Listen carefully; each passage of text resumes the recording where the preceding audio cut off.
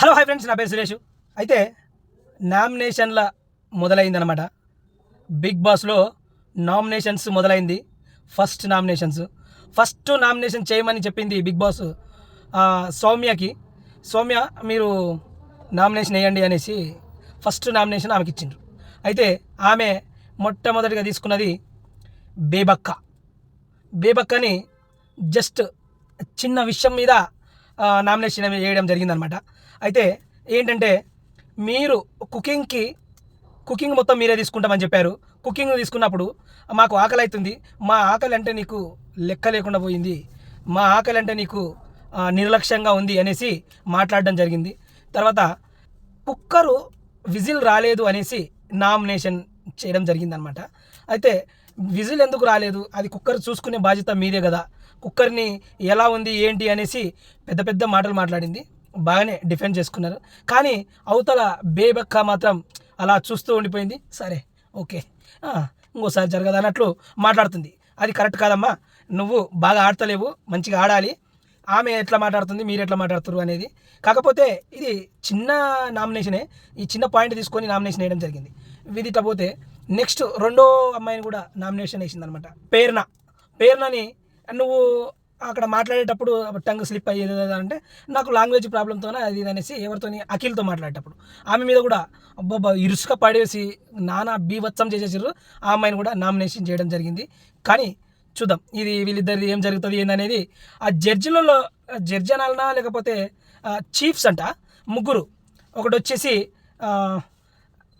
రష్మియా ఏదో పేరుంది. నెక్స్ట్ వచ్చి అఖిల్, నిఖిల్, తర్వాత వచ్చి డ్యాన్సర్ అమ్మాయి ఉంది కదా, ఆ అమ్మాయి కూడా. సరే ముందు వస్తాయి ఇంకో పేర్లు. అయితే ఈ రష్మియా సంథింగ్ ఏదో పేరు ఉంది, ఆ అమ్మాయి మాత్రం ప్రతిదానికి నేను అలా అనేసి మళ్ళీ అడ్డు పట్టి మాట్లాడుతుంది. ఓకే, ఆమె కూడా పెద్ద ఓవర్ యాక్షన్ చేస్తుంది. ఓకేనా. తర్వాత నామినేషన్లో బిగ్ బాస్ నబీల్కి ఇచ్చిండనమాట. నబీల్ చెప్పేది ఏంటంటే చాలా చిల్లీ రీజన్స్. అసలు జనాలు దీనిక నువ్వు నామినేట్ చేసింది అని అనుకునేలాగా ఉందనమాట.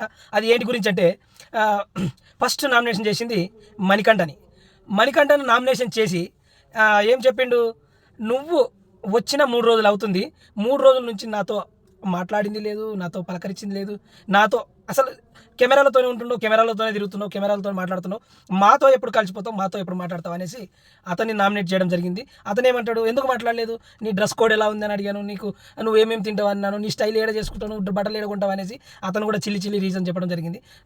అసలు పల్లవి ప్రశాంత్ ఇంతకుముందు బిగ్ బాస్ 7లో ఎలా ఉన్నాడో అంతకంటే ఘోరంగా కనిపిస్తున్నాడు మణికంఠ.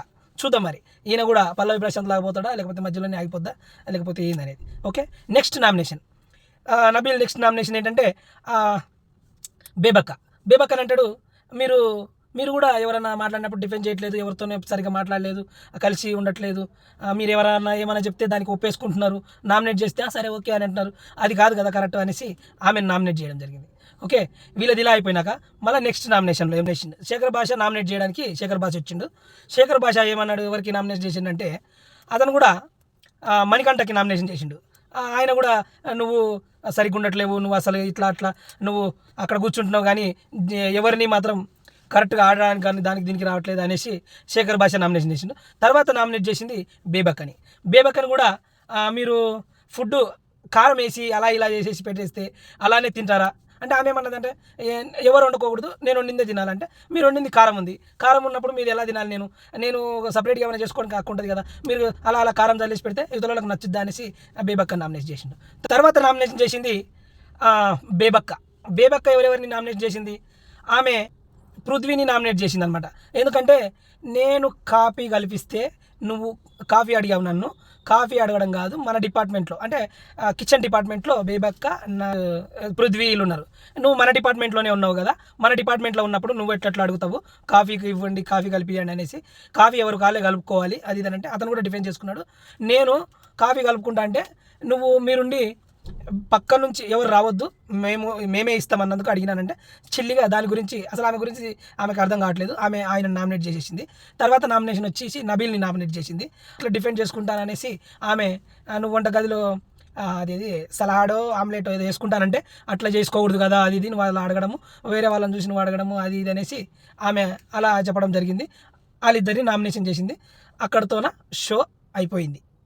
కానీ ఒకటి చెప్పుకున్నాం, బేబక్క ఇక్కడ ఇందులో నామినేషన్లో ఎక్కువ బయటికి పడ్డదంటే బేబక్క.